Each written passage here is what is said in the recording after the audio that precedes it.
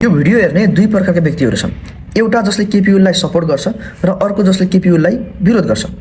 र यी दुवैजनालाई सँगै राखेर यिनीहरूको मोबाइल हेर्ने हो भने तपाईँले एउटा डिफ्रेन्स पाउन सक्नुहुन्छ। एउटा जसले केपी ओलीको सपोर्ट गर्छ उसको मोबाइलमा केपी ओलीले गरेका राम्रा काम र उनको वाइवाई गरेको पोस्टहरू मात्रै देख्न सक्नुहुन्छ।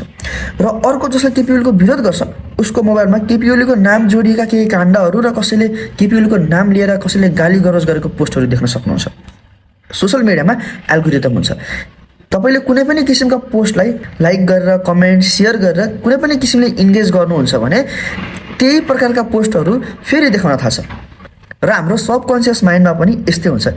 यदि हामीले कुनै व्यक्तिलाई फलो गर्न थाल्छौँ, उसको कुरा सुन्न थाल्छौँ, आफ्नो अटेन्सन दिएर भने हाम्रो सबकन्सियस माइन्डमा चिज बसेको हुन्छ। यदि उसले भनेको छ भने सही नै हो, पक्का सही हो, जसले गर्दाखेरि हामीले विरोधीको कुरै सुन्दैनौँ।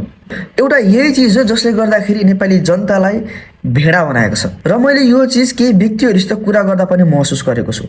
उनीहरू विरुद्धको वा विपक्षको कुरा सुन्नै चाहँदैनन्, बुझ्न त परै जाओस्। यदि हामीले यही तरिकाले एककोरो भएर एकतर्फी भएर कुरा सुन्न थाल्यौँ भने हामीलाई एकै ठाउँमा खुम्च्याउँछ।